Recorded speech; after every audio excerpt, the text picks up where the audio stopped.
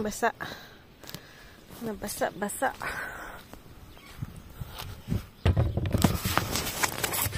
Yan. Tingnan natin doon.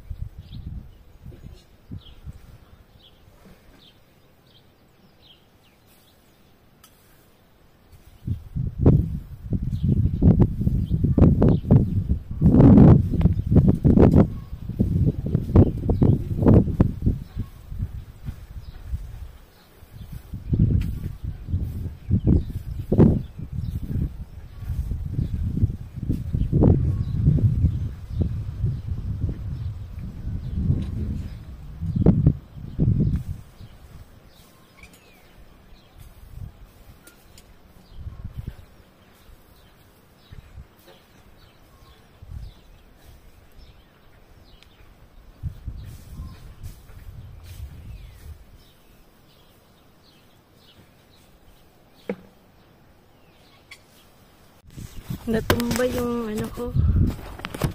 Natumba ba? Yun, tinatanggal ko po yun. Yun po yung mga tinaihan nung ano, nung manuks. Yan. Ay, hangin ako. Itong batong camera ko. Kasa. Hindi ko alam kung paano ko. Yan. Medyo tabaging. Yan. Natutumba ko eh. Hinangin siya. Tumba na naman. Ayan. Kamatumba ah. Ayan. Naayos po namin yung garden kasi mainit po today. Yung mga ipot po. Gagawin ko po kasing ano yun. Manure. So tinatanggal ko po yung payang. Sinesegregate ko between ano po, between ipot tsaka yung payas dahil ang dami na.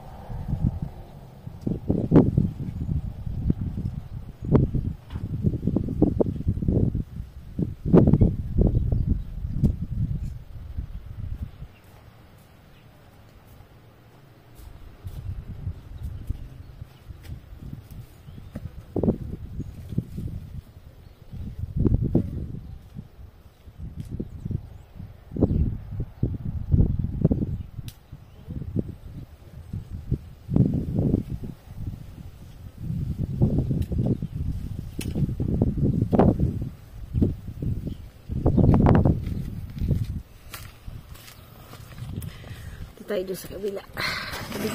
Kabila. Kabila tayo. Mahangin na po. Bilang nawala yung sun. Mahangin. Yung pating.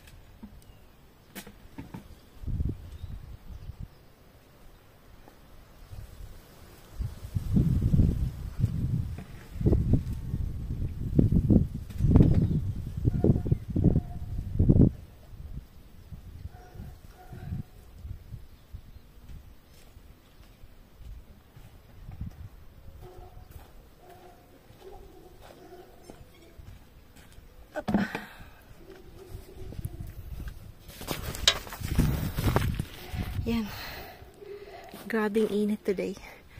It's like, it's very hot. Look.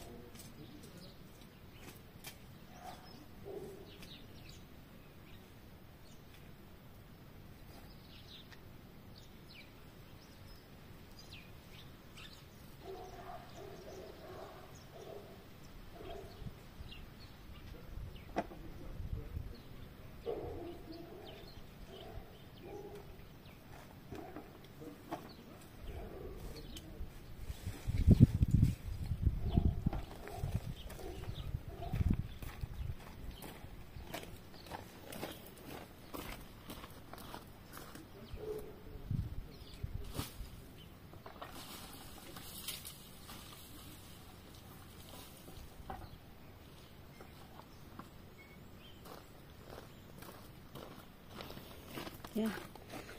Ayan po, ang dami pong gagawin sa garden na po. So, yan, unti-untiin po natin. At dami pong aayusin. At marami pong magtatanim na po tayo. Magsisimula po tayo magtanim. Ayan. Magandang Sunday sa lahat po. Mabuhay po sa lahat. At take care po. God bless po sa lahat. Pa naman ang ano nito ang katawan nito yan, we're planting yan po kasi syempre po tumatanda na si George, matanda na nga, syempre kailangan lagyan namin dito ng ng something para hindi kita yung bahay masyado. So parang ganito po dito sa side, yan.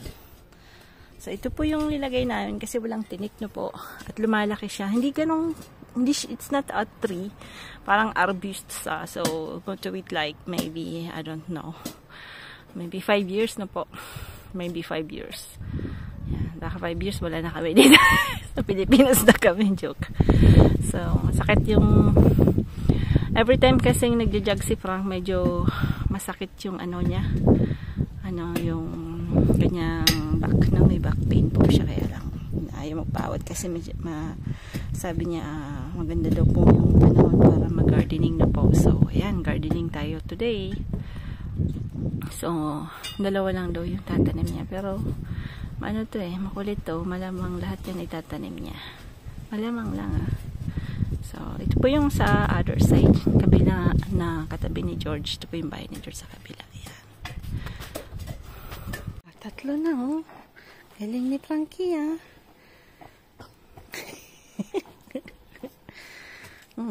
dumi ng puwet po ulit tong grabe ng itom. Yan. Gagamitin po natin yung abo. Yung ashes na po. Nagaling din po sa natin. Babasain lang po yan. Yung dyaryo. Yan. So, you don't need to buy some expensive thing to clean the glass na po. Yung dyaryo po maganda. Tapos, ipupunas lang natin yan. Kikis-kis natin yan. Parang sa kaldero, ganun din po. Yan. Hindi ko na po i-film. Na-film ko na po yan dati. Hinihingal ako sobrang dumi. Siguro po may kaya kaming nailagay na may hindi kasi lahat pong kahoy pwedeng ilagay sa fireplace po. Yung mga kahoy pong maraming, yung parang may dugo po. Ano ba ibig sabihin yun? Yung may seb. Ang seb tabog nila dito po, yung may dagta po, yung ganon. Hindi po pwede yun. Kasi ganyan nga po nangyayari. Yan. So, pero dito po sa France, when you have a chimney, may fireplace po kayo. Every year po, dapat may pupunta pong lilinisin yan. So, it's parang obligatory po yun, Kasi, kung mayroon pong sunog or something, hindi po kayo mako-covered ng insurance. So, kami po, every end of mga autumn po, sa autumn, mga October, may pupunta po dito, lilinisin po yan lahat. Ayan. So, yan po yung nabili namin bracelet for Osh. Kasi mahilig po siya sa, old vintage bracelet na po. So, 3 euro po yung pagkakabenta nung matanda. Ayan. So, yan po para kay Osh. Tapos, may nabili din akong old box. Old box. Ito po. Kaya lang. Pero nakita ko pong sira siya, Biyak po siya sa likod. Ayusin ko na lang po. Kasi old din po siya. So, linagay ko po dito yung pero binigay niya po yung yung ito. Yung ito yung parang lalagyan po yan ng pagka tatahi na po. So, old din yan. So, dito ko po linagay yung binili ko dating tag nito. Pang decoration natin pag Christmas po, yung crystals na po. So, bihira pong ako maka-encounter ng crystals na hindi basag-basag, na maganda po yung niya. Oo, maganda. Hindi po basag-basag. Kasi minsan po binibenta nila pero maraming cracks, tas basag-basag po. So, nung dati pong nag-free market kami, bali, binili ko na lang po to. Then, probably, I will do some DIY po pagdating ng Christmas po. So, nilalagay ko lang po siya. Tinatago ko lang po din after if I need that for decorations pag Christmas po. Gagawin ko na lang po yan. Wala pa po akong time masyado. So, I keep that in old box. Yan, mga kahilig-hiligan ni Manay. Dumadami na ang mga box. Dumadami na ang mga baskets. Ayan. Tapos, yung candy jars. Kapon ang dami pong candy jars. Hindi ko na po binili yung iba. Kasi sabi ko, kadami-dami na ng candy jars ko na po. So, wala na po ako mapaglalagyan. So, yung iba nga nandito na po. Ito yung binili ko. Kasi ito po old to. Kaya lang, wala na yung pagiging, para maging may something dyan na po. So, ganun na lang. Okay na naman. So, linigay ko po yung mushrooms ni Sam. Kasi Sam, mahilig po sa shiitake mushrooms, yung mushroom na yan. So, dito ko po linagay. Kasi si Sam, yan, ginamit niya nga ito. Sabi ko, pang decoration lang to Ginamit niya kahapon. Talagang batang to. Ano po yan? Olive. Mabigat po siya kasi olive, olive wood po. So, mayaman na yan talaga pag may mga bata. Hindi niya naman alam na pang decoration ko lang yun. Pero pwede siyang gamitin anyway. So, ayan. Tapos dito, ewan ko anong lalagay ko dyan. Bahala na. Mas today po magsusutanghon. Magsusutanghon po tayo kasi may shrimp, tapos lalagyan po natin ng chicken. Ayan, tapos kunting gulay. Kasi nakabili po ako ng bok choy. Doon po sa pinag-workan ko, yung alam po ng boss ko na mahilig ako sa mga Chinese vegetables. So, bumibili po siya. Tapos, ito po galing sa garden. Kaya lang po medyo mahangin today. At saka hindi naman po ako masyadong makakapag-work sa labas kasi nga may pasok po ako mamaya-maya. So, ayan, magluluto po ako para at least hanggang mamayang gabi kasi hanggang 8 o'clock po ako ng gabi today. Tapos tomorrow po off ako, but after Saturday po, all day po ako mag-work. So, ganun po pag panghapon ako, ang whole day ko po is Saturday. So, ayan, uuwi po si Osh this coming Thursday na po. Wala po siyang pasok this weekend. So, babalik po siya dito ng Thursday afternoon hanggang Sunday afternoon po. Magte-train lang po siya.